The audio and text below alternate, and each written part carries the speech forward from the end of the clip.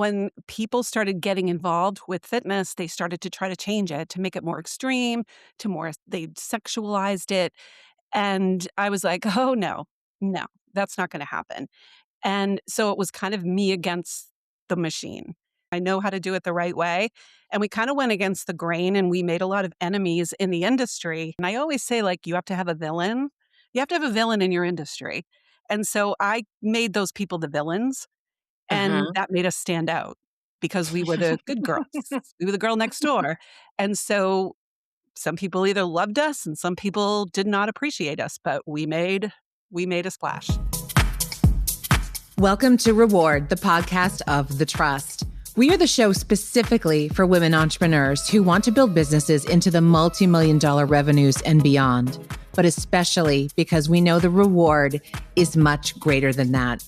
I'm Allie Brown, and I'm excited to introduce you to these diverse female leaders from a variety of industries, women making huge impact and who are unwilling to settle for the status quo. On the web, visit jointhetrust.org to learn more about our modern community for forward-thinking 7- and 8-figure women entrepreneurs. That's jointhetrust.org. See you there. Now, get ready to enjoy this episode's powerful conversation. So we're already cracking up. So I thought we'd start recording. I'm here with Cathy Savage. And this is Reward. It's so great to see you. We chat a bit, but it's so great to see you visually. I know. We need to do this more often. We should. There's it's interesting. I love having women on, kind of our season of life because we have had like 9 lives in our career. These interviews just take longer, right? Because all these evolutions of who we are and who we've become. But with your story, it's been so cool to see the trajectory of what you created, the levels of impact you've created, and then what you're doing now. And there's so much I want to unpack. I would love if we could start with kind of your story and your background in fitness and can we just start there? I think that'd be a good place. Yeah. Well, thanks for having me on, Allie. It's always a pleasure to see you. Um, I think my story is a little unique. I grew up in Massachusetts, went to college in Massachusetts, and right out of school, I wasn't really a fan of the corporate gig. And I knew that I wanted to build my own entity, but wasn't really sure what that was. Where'd you work? And hmm, I didn't know you had a corporate gig. Where were you? I actually had jobs, believe it or not. I worked in no, everyone thinks I'm not employable. I actually worked at a medical company with some doctors that were affiliated with hospitals like New England Baptist and things like that. So I worked kind of in the medical community, which was really, really fun. And working directly with doctors and kind of being their spokesperson for things. Um, and then I did a little ad agency work as well. So, Okay. I didn't um, know that. and again, probably not being very employable, I just always yearned for something that was my own. And being in fitness all my life and being an athlete, it just started coming to fruition that number one, I don't want to work for someone else. And number two, I want to do something I love. And fitness competitions were starting around that time. I was doing personal training as a side gig. And I This was just like jumped in. 90s? Like 90s-ish? Late 80s, early 80s, 90s, okay. yeah, Yeah. and I just went for it, didn't really know what it was, and did pretty well, and other women You were were like, "Hey." competing or Yeah, coaching? You're I competing, competed, okay.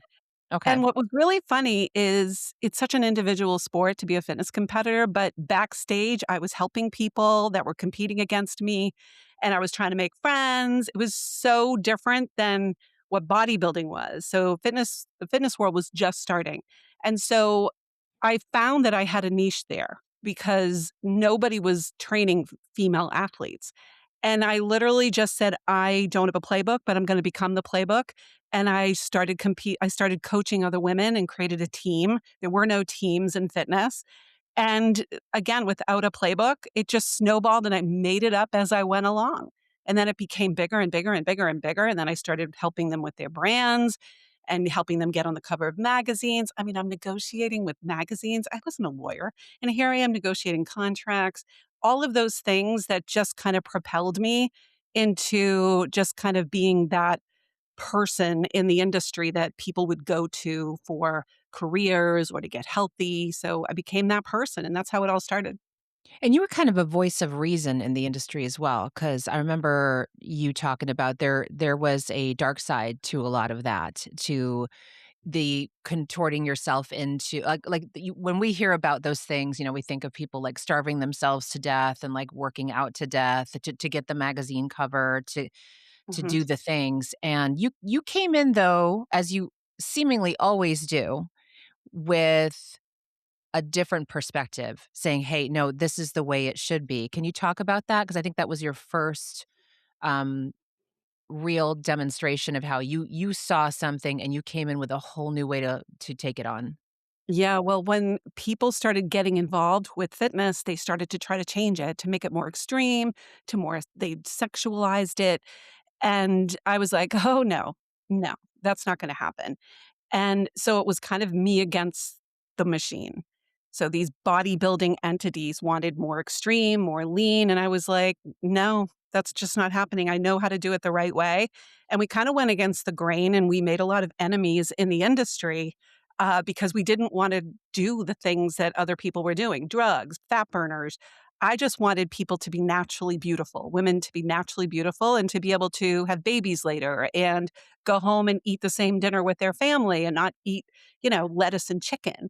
And as a result, we just had a whole look of the industry. The Savage girls looked different than everybody else. And the Savage girls started getting magazine covers because they were so fit and healthy, where everybody else looked like skeletons and Mhm, dry. And it wasn't appealing to mhm. from a marketing standpoint. So we came in that way. We really made a name for ourselves as a group of the healthier look, the healthier image, and we carried that through even with stage presentation, I didn't want the girls, doing those overly sexual poses, and they wouldn't. And again, we went against the grain, and I always say, like, you have to have a villain. You have to have a villain in your industry. And so I made those people the villains, and Mhm. that made us stand out because we were the good girls. We were the girl next door. And so some people either loved us and some people did not appreciate us, but we made a splash.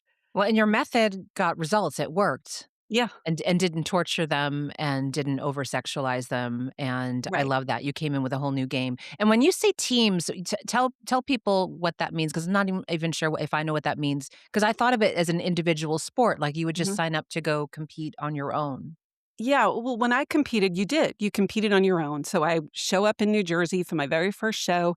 I go back, I'm just like talking to everybody. And a lot of these women did not want to talk to me because in bodybuilding, you don't talk to the people you're competing against. And so I remember saying, well, that wasn't exciting. I just worked that hard. Nobody would talk to me. There's got to be more than this. And so, missing my competitive days of athletics, I said, what if I put a team together? Studying the best coaches in the world, sports coaches, I kind of made it an athletic team, like a professional team. And we'd show up with Okay. the little outfits and we did this. That was not a thing when when we first started. And so a lot of people didn't like that because they would show up on their own and we'd come in 100 girls with pink and black sweatsuits. So they'd either join me or they'd start their own team. So that kind of Mm, had the team concept. Now in the industry, it's all teams. wow. You join a team, you compete as a team, which is wonderful. It's a great way because you get support So you're and still competing individually, but you feel like they have your back, and you're training together and encouraging each other. right, exactly. Okay. Yeah, because you see this girl competing all these weeks, and maybe if you don't win, you felt like you were a little part of her win if she wins. Yeah. So I've always been a team player that way. I've always loved team sports. So it really worked for us, and it was a wonderful time in my life. I love that. I think we need the team approach in general more. That sounds really good, like even in our businesses. Absolutely. Going train as the team. Yeah, community. I I mean, think about your yeah, communities. Your community is your team. You don't have to go yeah. it alone. It's the same thing. It mirrors business. Now, Absolutely. when I met you, you were moving into doing, or maybe you were already doing now, the branding for some of these women and the personal branding. Did that come about just because they, were naturally moving to be online? They were kind of becoming an influencer without knowing it online, and you were like, "Whoa, I need to help some of you all with this," or were they asking you for help? Yeah, it happened actually before online. I remember it was more the magazines. And so I would try to get a good deal for them. It was just because I had a business background and they were just like, hey, I just want to get into the magazines. Everybody just wanted to be in the magazines.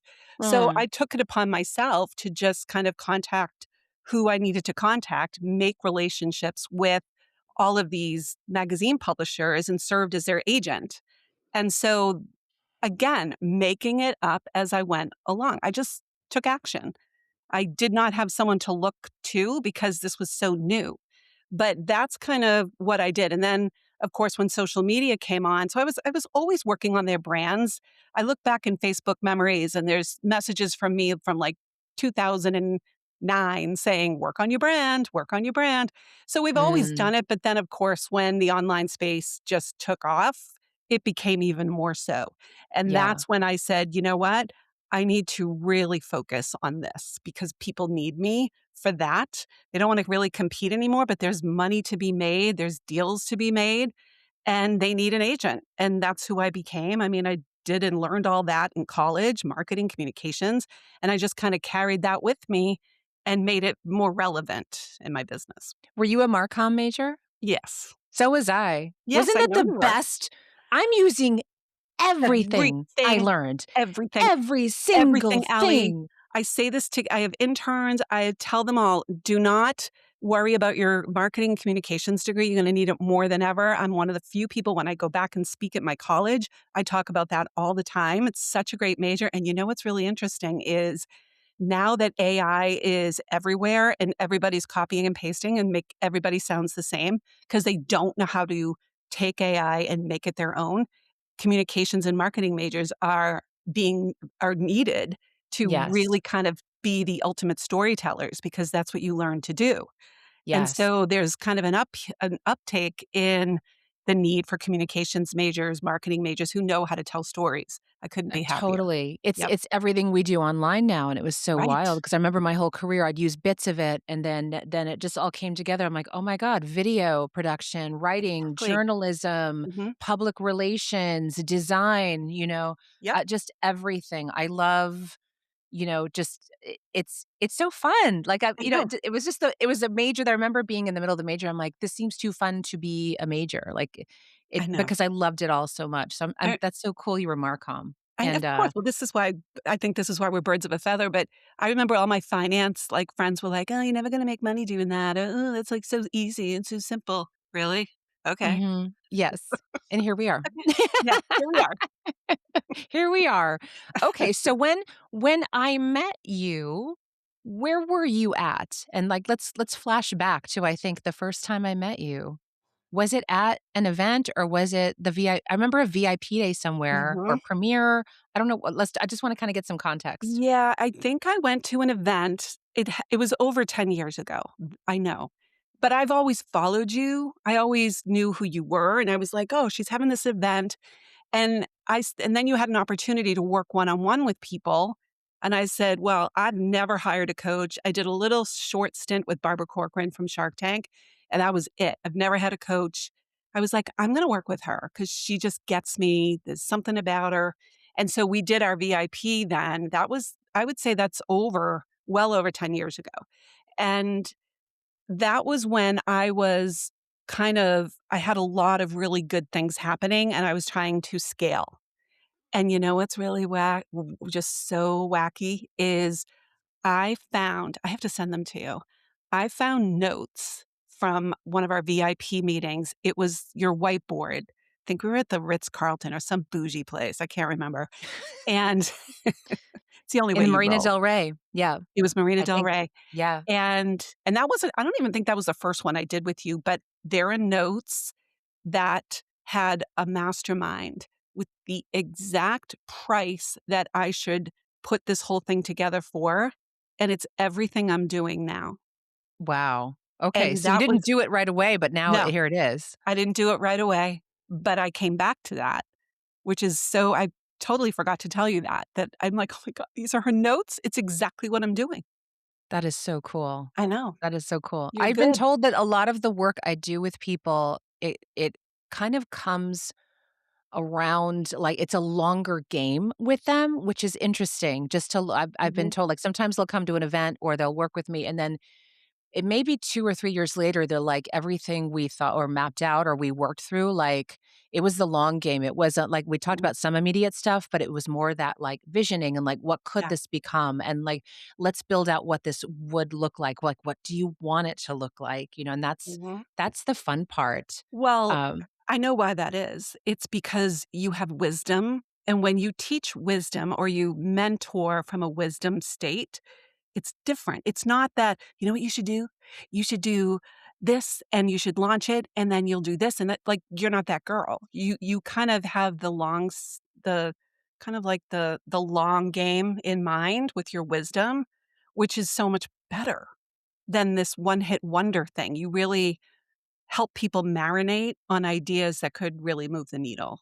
That was Mm. my experience. I know it was for a lot of the women that have worked with you as well. And that's why it's different because you offer wisdom. It's not just quick Oh, little, I fixes. love that.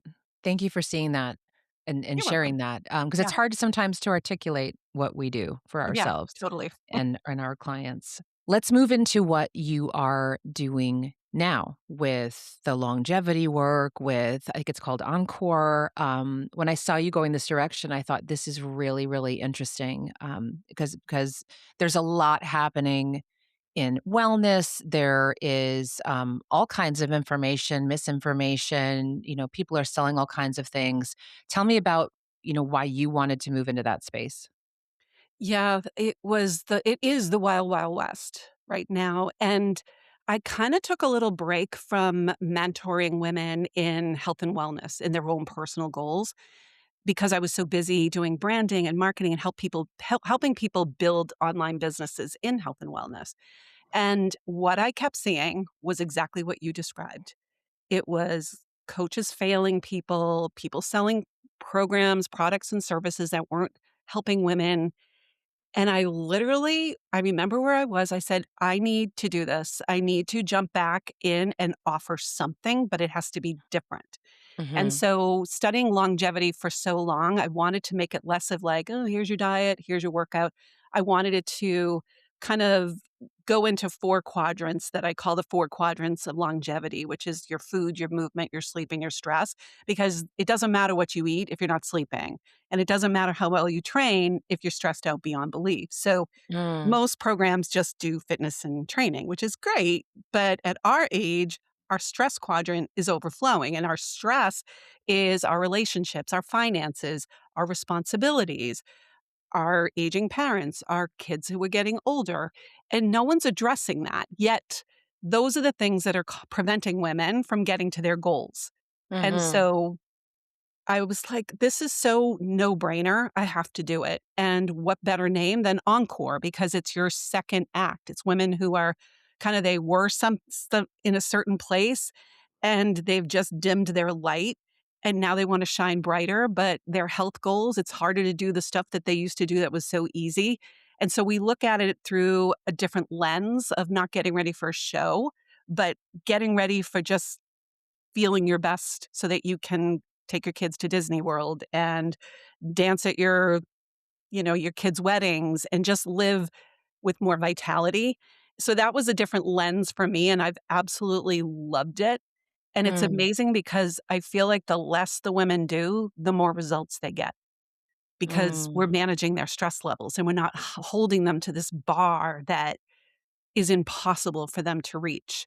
So, God, Allie, the amount of responsibilities people have on their backs right now We don't as even women. and we're not even conscious. You were one of the first people I heard talking about the stress plus the wellness, right? Because 'Cause we're all like, after I had my twins, I gave myself a few years of that, like, I kind of enjoyed being fat for a while, I wanna be honest, 'cause I was like I was like, "This takes a lot of pressure off. I don't have to look hot. Like, I'm still rocking it." I was, like, fine, And then but then I started to feel kinda crappy. I'm like, "All right, I'm ready to get rid of this extra weight. It Mhm. feels heavy." And, and so, I was doing all the things and it worked, and worked for a few years. And then perimenopause started. Yeah. And I'm so Mhm. sick of hearing everyone talk about perimenopause. I don't like to talk about menopause. Mhm. I'm sick of people who were like sudden business coaches now suddenly teaching menopause and Yeah. selling menopause products. And I don't want to hear the word, but I'm I just talking can't. about my journey. One day I woke up and all the things that I had done were not working. Right. Eh, Right. and I was suffering. I was like, I quit drinking alcohol. I was like doing the morning fasting because that's what worked before. I was Mhm. like killing my workouts. And I went in to make an appointment with my naturopath, Dr. Roz, who's amazing. I should probably have her on too. Yeah, And you should. shut her door and sat down and just burst into tears. I'm like I'm like, Yeah. everything I'm like, I am gaining weight. And that just feels horrible when you are doing the things where you're trying to feel better and you're feeling worse, you're looking worse, you're not fit in and I'm like, "What is it?" And it opened up this whole discussion at the same time I was talking to you. And so Mhm. kinda working with both of you Yeah. behind the scenes at the same time, coming together with some new ways to approach things Yep. was a godsend, Yeah. and it's so interesting how the things that worked before you may have to do even the opposite thing, right? Absolutely. For what you shared. Talk about some of the things that you've seen women, in our age and midlife, like, what they Yeah. have to start doing differently and looking at differently.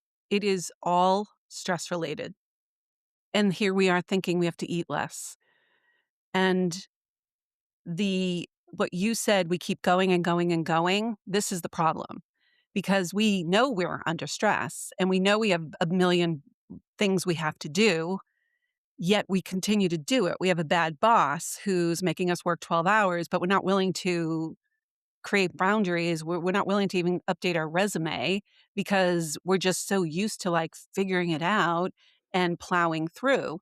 And as you get older, that just doesn't work anymore. And what it does is your body says, screw you. I'm going to hold water and I'm going to get inflamed Yep, and I'm in survival mode. So eventually the stress hits you in a way that your body just starts looking different. You don't even recognize yourself. But yeah. meanwhile, you're thinking you need to do more bicep curls or eat, less pasta.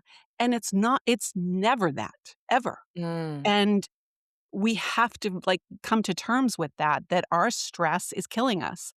It is like cigarettes in the other generations. And as women, because we're strong, we think it's okay. And I have said probably 5 times over the last 2 weeks, you need to update your resume. This is not okay because you need boundaries. And so it's these simple things that you can do. I mean, that's a big thing to do. That's a big decision.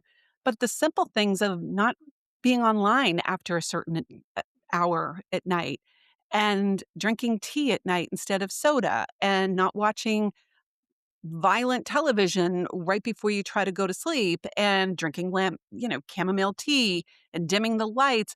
These things and doing breath work. I used to make fun of breath work when I was in my 30s, but you know what? I live by it now. It works. It works. So like, these are do the your little little things. breathing. I know, like the deep breath in, deep breath out. Oh my gosh, I would get kicked out of yoga classes for making fun of them. Like, really? Really? But now I get it. I get it in this Mhm, age that we're in. So these are things that are very, very important to you can't change your stress that's coming at you, but you sure as heck can navigate it and kind of react differently to it. And once you can kind of put some practices like that, even the little ones in place and getting boundaries around you and asking for help, I still don't understand why women and men go to work every day and then come home and the woman's supposed to cook. I don't understand that. Like, mhm, why? mhm. That's just weird to me. I'm gonna use something you just mentioned because I think I'm gonna go a little deeper in that and some of it right now, and I think I'm gonna talk about some of this at Iconic maybe because this is really good. You're obviously talking about someone with a traditional job when you say, "Is it time to update your resume?" I'm gonna Mhm, use that for ourselves and our businesses. mhm. Is it time to update Yeah, my resume?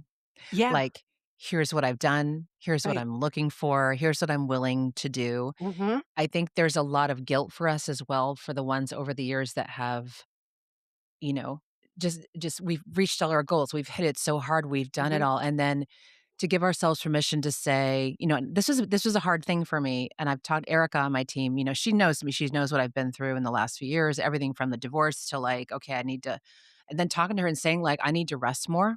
Like going to my Yes. team. I feel like such a loser to my business manager on my team, like, I need to probably have a nap in the afternoon. I need to only do calls on Tuesdays and Thursdays. This is what my week's gonna look like. This is what I'm willing to do, and then everything else we need to figure out. I Yeah. felt guilt like I had and almost shame behind that because Right.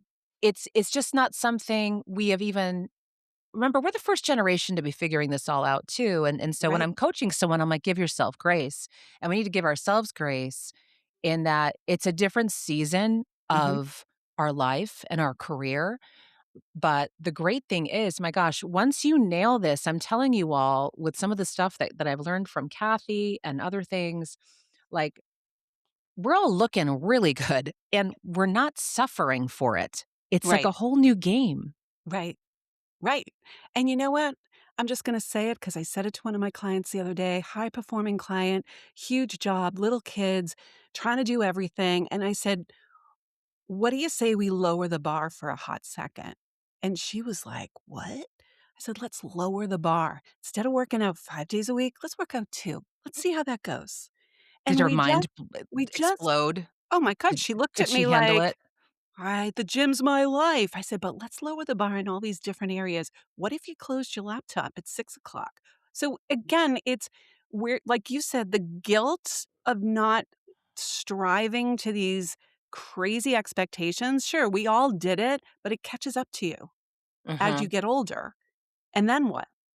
And I mhm, love that you're doing that because you're so self aware, Allie, that you are a commodity and you need to rest, just like a professional athlete does. They mhm. rest, they do ice baths, they do all these things after their games, so should we. Yes, like, half the game is, like, the recovery for them, isn't Yes. it? Yes. Yeah, 100%. yeah. So tell me more about your program. I've kind of been watching what you're doing, but I don't understand fully, like, what the program is, and I've been kind of adjacent to it, but not really, privy to how the whole thing works. So tell me everything you're doing now. Yeah, so Encore is that flagship membership. I really just have 2 things that I do.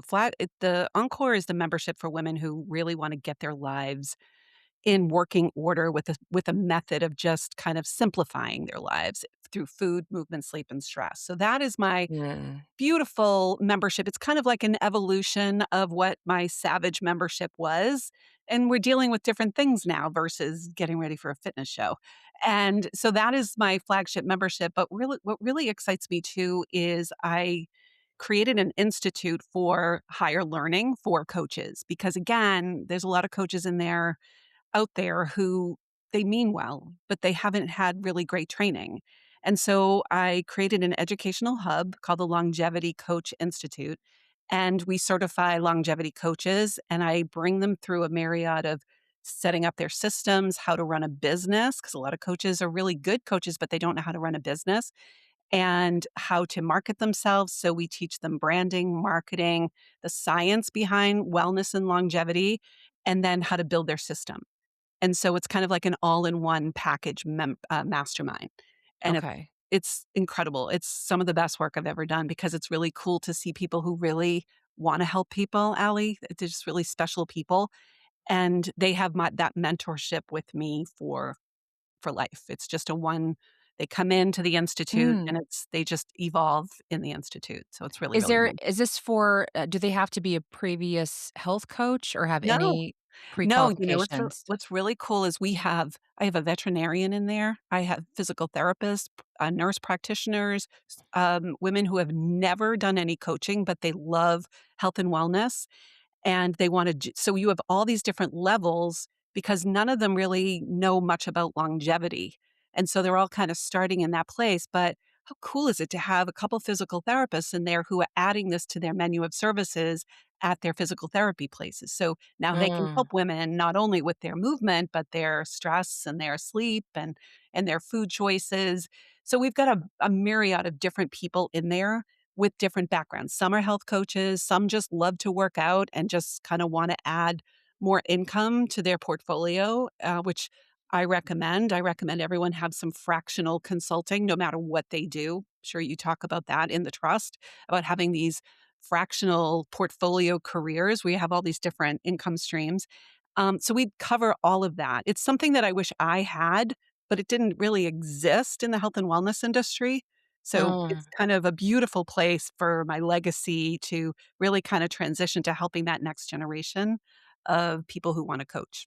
I love that. And you have, well, we're recording this end of February. Well, February, right? I Is don't it even weird? Like we're know in like what a day is time it. warp. Like no one knows what week it is I or don't know month. anything. So when does the next one start? I'm not sure when this will air yet, but let's tell The them. longevity coach is open enrollment, which is really Oh, great. okay. So you can come in at any time, which is wonderful. Same with Encore. Okay. Yeah. Awesome. All right. Yeah. Good. Um, would you mind sharing a bit? I always use you as an example when I'm talking about my events. I mention you because I'm like, and Cathy Savage doesn't go to anything, but she comes to my things. So true. Because you So told me true. that. Can you talk a bit about, your perspective on live events? And, I know when I mentioned to you that I am gonna do another iconic, I thought it was time to bring it back because I see a lot of women right now still looking for that place where they can meet other high-end women, but not feel like it's somewhere they're getting oversold, not something that just Mhm. feels like a girl's night out. They're getting, like, really good content, good connections. I'm gonna be bringing a lot of new IP and kind of frameworks and ways for women to think about the next chapter of what they're creating.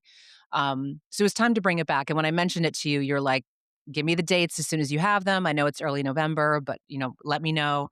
And can you talk about a bit about the live event thing with for you? Yeah. I'm just gonna be the only way I can say it is I don't go to a lot of events. And you know why I don't go to a lot of events? Because I call them the minion hours. And I hope you don't mind me doing this. I hope you don't No, mind me. It's please you. It's me. go to It's me. town. Yeah, I'm Go just to gonna go. I'm town. from Boston, everybody. This is just I only have one speed. You go to these events or you see these events online, and I call them the minion hours. So you go, you buy a ticket because you love the people who are putting it together, and then you sit in an audience and you're like a seal clapping. You just keep clapping. You clap all weekend, you clap, and the next speaker comes up and they're hugging, and you're sitting there clapping, and they're hugging as if they hadn't seen each other, but they were just backstage together. It's just so not authentic to me. And yet you feel like you're back in high school because you're not in the popular group, but you're there clapping. And by the way, you paid a big ticket to be there. And sure, the information is great. It's wonderful. And the events are usually beautiful. And this is feedback I'm getting from other people. So I'm bringing this all in and reporting facts. And while those events are great, you go home and you're like, what did I just do? It felt really good, but where am I? And I know this to be true because a lot of times when clients of mine go to events like this, they'll say, "Oh my god, it was the best event ever." And then I'll be like, "What did you learn?" I'm like, "What's a takeaway?" I always encourage people to go if they really wanna go, but they can't give me a takeaway. Or they'll be like, "You be you. You've gotta be you." Like, "You just paid, like, thousands of dollars and flew across the country to just be you? Got it. Okay. Remind me not to go to that event." But what I love so much about your event is it is actually the opposite. And here's why. And this is why I bring up the minion hour because I want your listeners to ask themselves how many times have they been to an event where they just feel like they're in the audience and clapping and they just can't get that close to the speaker. They're close, but they're not that close. But you are the collective. And I've been telling you to do this for years, FYI. Remember I said you've got to bring back iconic a million times. And you know what I found the other day, which was so weird, is I found my iconic pin, a pen. I was writing, I was like, "Oh my god, this is a sign." I forgot to tell you that. But what I loved so much about these events, and these are events for women who really want to be around brilliant people who are moving the needle, who are there to not be famous, but be super successful. There's a difference. And you can be both, Mm, but I'd much rather be successful than famous. I'm not chasing fame. I am chasing success. There's a difference. And if you know it, mm, you know it. And what I have found in these collectives, this experience, because it's not even an event, it's an experience, is that you encourage that. You do. You encourage women to I have love it. conversations. You walk around, Allie, you're not this like little person on a stage. You do that so masterfully. I don't know if you even know that. And what I have come out of that with is people I still talk to, people I absolutely love, brilliant, accomplished women. It's a different conversation. It's a different feel from the moment you go in. No one's trying to outdo one another. Everyone is there for the right reasons. So I don't know what you do, but you attract the right people who are there to kind of just spread that knowledge around. I've gotten some of Mm, my best ideas from people I was just sitting next to. I'm not kidding you. And I still talk to those girls today. You wow. have just managed to gather real. And if you're listening to this and you're like, I'm so sick of going to these events because like while I like them, I'm not really getting stuff out of them, you're gonna come home not only with information that you present or make us think about or bringing us through exercises, you get that content from the people at your table, the people sitting next to you. And it's really, really great. You just attract the best of the best. I really mean that. Wow. That you just blew me away. I don't even know what to say. I mean It's every word of it it. you kinda just took me back there too because thank you for noticing too. I am not comfortable standing on a stage speaking at people. It's not my nature. Even when I keynote and stuff, I jump down, I'm running around, like, doing the Yeah. Donahue thing with my microphone. Remember that? Like, Yep. Yep. you know, I am I am, like, having getting people engaged and stuff, and I think, one of the things I would get the most frustrated about at a few of the events I attended, and, like, the women in this room are incredible.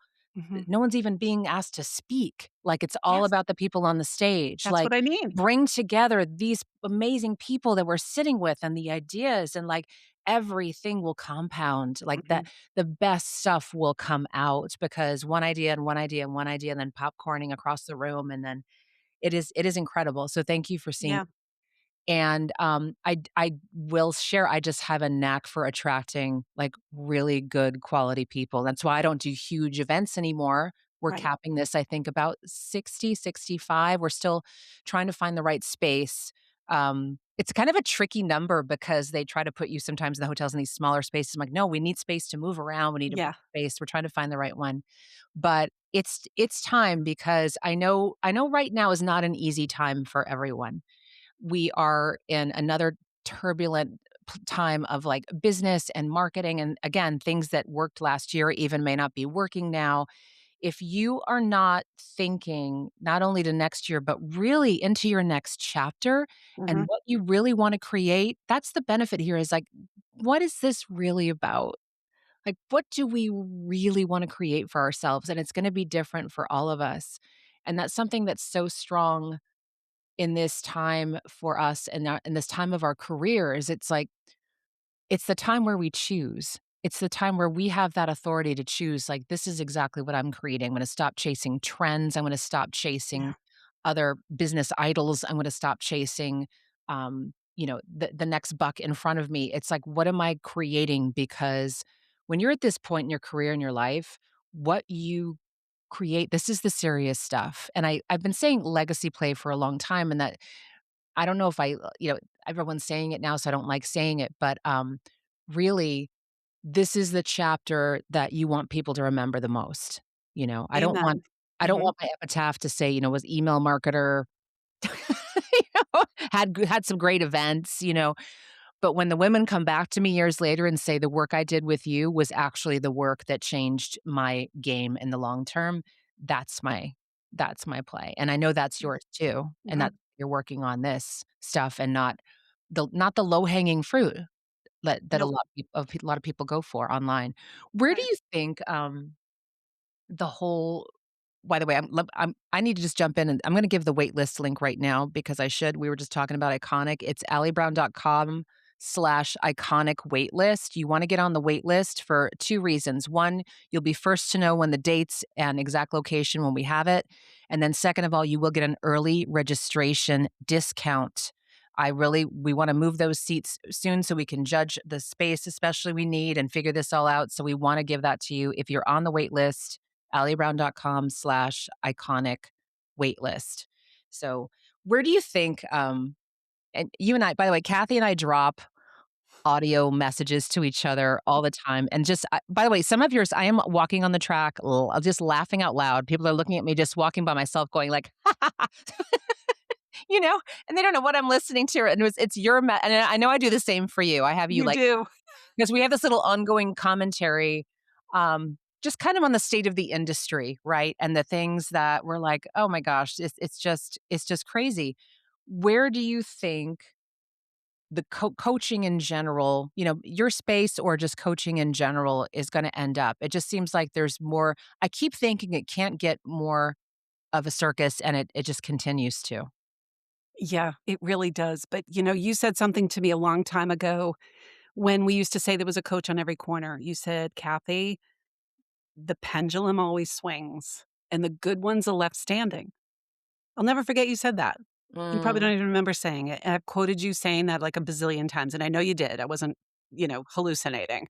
But it really rings true today because the what I love so much about the coaching space, and I don't believe it's saturated for the right coaches. I think it's saturated for the Milli Vanilli copy and paste coaches.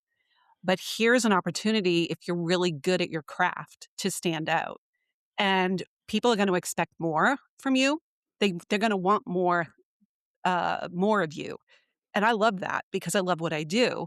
And so as coaches, this is our opportunity to make the industry more professional. And that's another reason why I do what I do. But when people say to me, is the such and such coaching industry saturated? I said, well, it depends on how you look at that. There is only one mm, you. And if you step into exactly who you are, full authenticity, full personal brand, where there is no one like you, where you're a category of one, there is no saturation. I mean, there's no other mhm, Allie Brown. There's no other Allie Brown. There's no other Cathy Savage. There's a lot of great coaches. And if we just really stick to who we are, what we offer. We don't have competition because I might not be your cup of tea, but I can show you someone else who's probably more your speed, and so on. And so I think the state of the coaching industry in all aspects are we need to step deep into our personal brand, our authenticity of what makes us different and what we deliver and what the result is of our clients. And if you're really good mm, at it, I don't see a problem. I don't see it slowing down. But if you're lazy and you're copying and pasting everything, you're not gonna yeah. stand out. Do you think we have to be more patient than others? Yes. Yes, 100%. And we know this to be true because data tells us that it takes longer for people to make buying decisions. And again, I love that. You know why? Because 'Cause I'm really good at what I do. And I know that it's gonna take you a little longer, and I love that about you because you're discerning. You wanna make sure this is a right decision for you. And Mhm. I like when people take their time. I like skeptics because I was one too at one time with so many different things that I appreciate that and I stand on my value. And so I Yeah. want you to look at other coaches. I want you to do those things. And I think if we all can take a lesson from that to be really self-assured that we are offering something amazing and that yes, these one-hit wonders that buy too fast, normally they're not your long-term clients. No. They're It's not. interesting for both the trust and iconic and coaching with me, I almost always people will be like, "Oh, I've been kind of looming over you for years and kind Mhm. of watching what you've done." I mean, even like 10 years or something. And then they're like, "I think I'm ready to finally sign up for something that you do," Yeah. or "I'm at the level I could join the trust," or something. It's because I'm not here to solve an immediate problem either, right? I'm Right. not here to, like, Right. just fix what's wrong or give you a quick hit of Yeah. success. It's about it's when you're at a different level and you're ready Mhm. for, like, a new conversation, and I see so many parallels with the work that you do as well. Mhm. This is about longevity. I mean, look at that word. Right. That's the name of the game for all of us in It everything we is. do. In everything we do. It is, and I think what you just said so beautifully is a lesson for people who are trying to do this as well, is there'll be something you say, and this is why it's important to share your stories on social media. There'll be some little glimmer of something you say that's gonna hit the right person at the right time, which is why I always encourage people to share how you feel about things, and don't not worry about the likes and the comments because the right people are gonna look at it and it's gonna hit them at the right time. I love Mm. when you do your talking head reels because you say such beautiful, wise, well thought out things, and you're gonna attract those people that are the same way. I need to do more of those. You do. I know. I You know. I do. have such a love-hate thing with social. You all know. You've heard me talk about it all the I time. Like, know. I I know. like, I'll have, like, a great day, and I'm like, "Oh, I should do a reel," and then the next day, I'm like, "Yeah, I don't feel like it," I you know? I 'Cause think it's we not a all feel Tuesday. that It's way. not a Tuesday or a Thursday. Right. 'Cause I only do reels on Tuesdays or Thursday. I need to just schedule it. I need to do 'em more. But there is I y y and you know what compels me, and I'm sure it does too, when you see there's stuff out there that I see that is just, like, complete lunacy, and I'm like, Mhm. "Someone needs to hear a voice of reason today. If this helps one person, maybe I should talk about this," you know? Absolutely. Yep. And then I feel kind of like my work is done, you know? Yeah. Tell us links, where can we follow you, and where can they, reach you? And then I wanna ask one last question. Okay, CathySavage.com, easy enough. Cathy Savage Official on Instagram, and I think it's the same on Facebook. Um, Cathy And Savage that's it. Official on TikTok.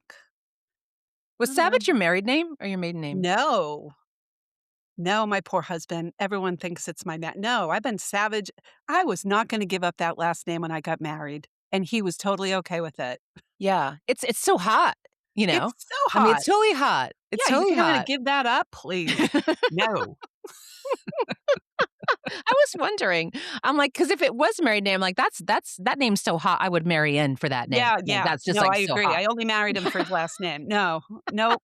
Poor guy. I Poor love guy. that. God bless him. So the last question I always ask on this show, and the reason we call it reward is about that long game. It's about that, the longevity of what we do. So, Kathy, what is the reward in all of this work that you've done over the years? Like in Mm. all of this for you, what is the reward for you? I thought about this, and there's a lot of different things I could say, but I've gotta be corny and obvious, and I would say time, because I think everything that I've built has allowed me time to do the things that I really love to do, which is spend time with my family. I know it's nerdy, but, uh, hang out with my siblings and be there for the first moments of my kids' lives and the last moments of my parents' lives. And so Mm. building something so outrageously independent and flexible has given me time to focus on really what I truly, truly wanna be with, and that honestly, I've done a lot of cool things in my life, but, um, being a mom has been just the most incredible journey, and it continues. From the moment I met you, it was evident without you having to say anything that family was your highest value. Yeah. And I know that you left meetings early because of that. You scheduled things around that. And you've actually been someone, I think, if you remember this once or twice, I would ask you for some parenting advice Mhm. because Yep. I don't know of many women I respect as much as you who have built what you've built. Mhm. You're so clear on your boundaries. Like, I know when you're offline, I know when you're online, offline. You have just very clear parameters, and you're private about your private life too. I know we see a bit of your kids, but I know all that time, I know where that's going when we don't Yeah. see you. When Yeah, you we don't do. see you in this room, whatever this room is. It looks like you live there because all your lives are from this room. I I'm know, it's assuming my it's your office. office. It's my Okay, gorgeous but, like, we glamour never see glam you office. anywhere else. It's kind of weird. Maybe you should pop up in your backyard one day I or probably something. should. Yeah, Oh, I yeah. will. I'll do that. Okay, it's weird.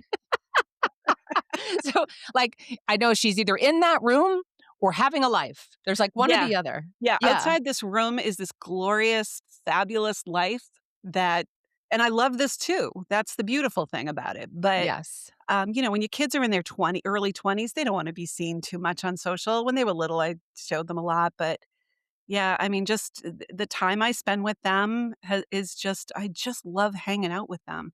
Yeah. Really have a great And time with my family. I know that's weird for a lot of people to just hear. People are shocked when I say it, but I'm a nerd. I just love them. They're the greatest kids. They're the greatest people. And my husband's puts up with me.